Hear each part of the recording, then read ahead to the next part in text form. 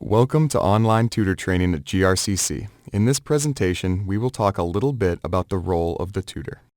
I know what you're thinking. Isn't my job as a tutor just to help people with their schoolwork? The short answer to this question is no. While it might be part of the job that takes the most time and energy, there is more to being a tutor than just helping people with their schoolwork. Let's take a look. Tutoring is more than just helping students with their coursework. It will also be extremely important to create a positive environment where students feel comfortable working and asking questions. Establishing a good rapport with your students and individualizing sessions to their needs allows us to maximize the benefits our students receive. Our job as tutors is to help students achieve success here at GRCC and beyond. This presentation will explore some of the aspects of this job which you may have not thought about before. You'll be expected to be more than someone who just helps people with their biology, English, or math. Students will also sometimes need help developing study skills which may be necessary for success, or accessing support from some of the resources available on campus. As a tutor, you will be expected to be knowledgeable about each of these facets of your job. Today, we'll explore each of these roles, the behavior we expect from you within each role, and the assistance your lab coordinator and other college staff can provide to help you fulfill your duties. Let's take a look at what will be expected from you. While helping students understand concepts is a major part of your job as a tutor, it is not the only part. It is not even the most important part. Probably the most important thing you do as a tutor is to provide a welcoming environment for your students. So I know you're probably asking, how is it more important than math? If students do not feel comfortable and safe, they will not return. This means they may not receive the help they need to succeed. Building relationships is key. It affects both the atmosphere and how you approach a topic.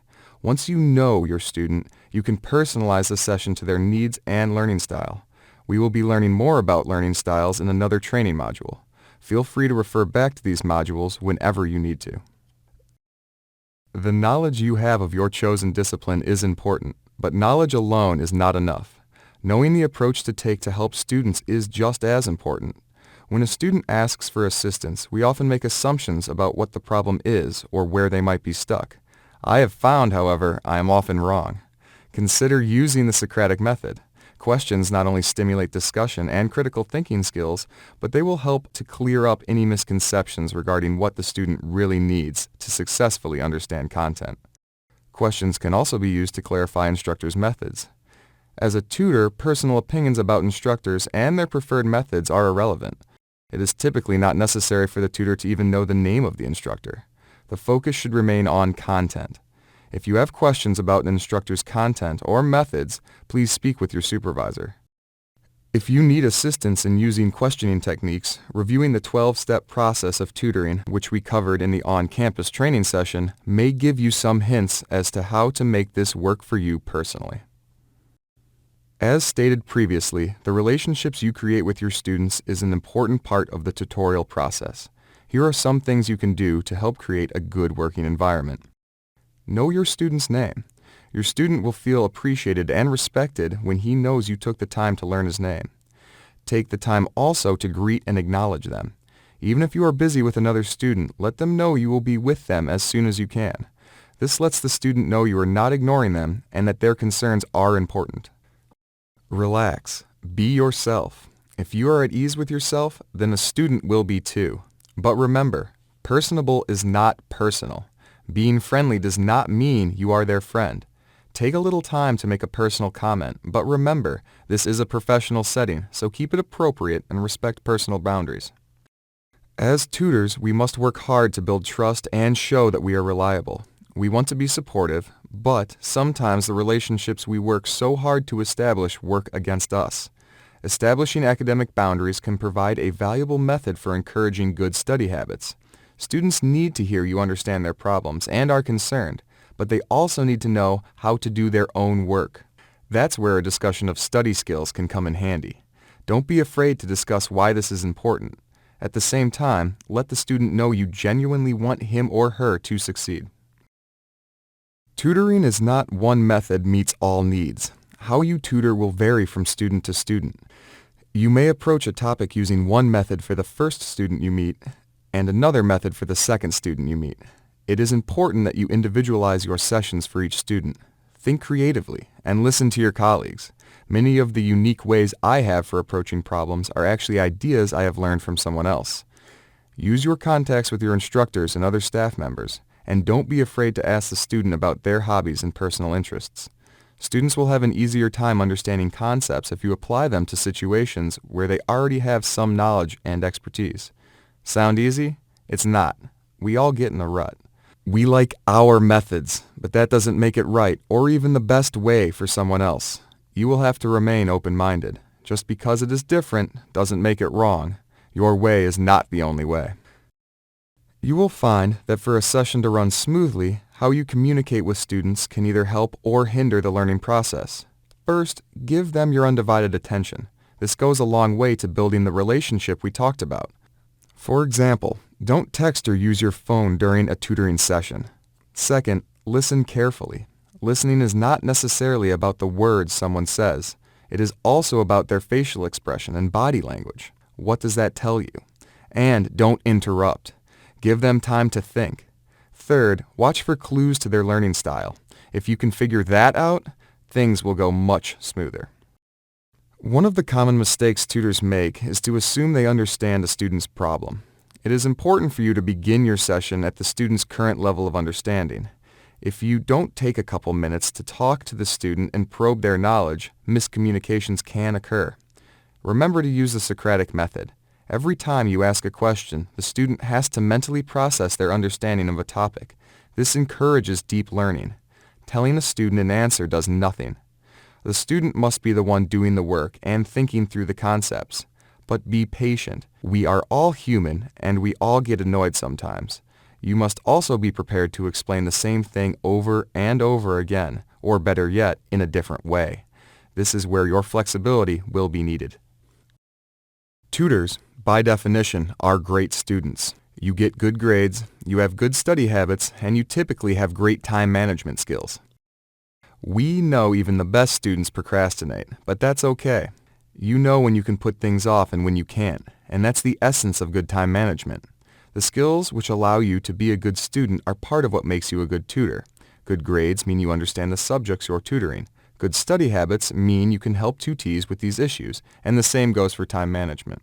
As you learn more about being a good tutor through training and experience, you'll learn part of your job is not just to help with content knowledge, but also to help others become better students. This may mean helping them organize materials, making suggestions for managing time effectively, and helping students to utilize methods appropriate for their learning style. Remember, our ultimate goal is to help students become independent learners. Don't be afraid to use what you've learned in your own studies as examples. One of your most important jobs is to model critical thinking skills and good study habits. Next, let's take a look at your role as a campus resource. As a tutor, you'll become a recognizable face on campus. Many students will know who you are because they've been to the tutorial labs and seen you working. Because of this, you're more likely to have students ask you for directions or help. To be a good campus resource for your fellow students, you need to be familiar with the services GRCC offers. A student you're tutoring may ask you about financial aid, what classes to take, or even where they can get a good lunch. When a tutee asks you these types of questions, your job is not to advise them yourself, but to refer them to the appropriate campus resource. This is particularly important if a student approaches you with a crisis situation of any sort. If you think it would help, walk with the student to the appropriate office. By getting the student to the right person, we honor the trust he or she places in us. As part of your tutoring responsibilities, you may also need to refer students to additional review materials. The first thing I always do is encourage students to visit their instructor during office hours. After that, I ask if they are familiar with the lab's Blackboard site or the online tutoring system. Are you? Do you know what's on Blackboard? Do you know how to use the online tutoring services? Making yourself familiar with all of these resources on campus is an important part of your job as a tutor. We're proud of you for being a good student and deciding you want to be a tutor. But being a tutor does not mean you are a content expert or an instructor. Your role as a tutor is very different from that of an instructor. It's the instructor's job to determine the curriculum. We don't determine what will be taught. We are here to provide the student with the additional support they need to be successful in their classes. In addition, it's not our role to teach students a topic. We are here to clarify subject matter, not to teach it to them for the first time. Knowing your role as a tutor has several implications. First, we don't introduce new topics. Even if you think it will be beneficial for a student to know what's coming up next in class, it's not our role to teach them material that hasn't been introduced yet. The instructor will determine when and what will be taught in class. Second, it's our role to support the instructor and how they teach. We should work to clarify methods and procedures the instructors are showing in class, as opposed to showing students a shortcut. Third, we cannot teach the student. This means if a student comes to you and explains he has been absent from class and needs someone to teach him what he has missed, you are obligated to say no. Telling a student no can often be difficult, but being a tutor isn't always easy. The best thing you can do is to refer the student to their instructor in a kind, sympathetic fashion. But there's more. Suppose a student comes to you with a take-home test or some assignment you know will be graded. Unfortunately, you cannot help students with this material. It is not your job to complete their homework. Instead, talk to students about major concepts using alternate examples. Then, ask if they have any other questions before they begin the assignment. Once it is completed, they may ask you to check it. Kindly let them know this is not allowed.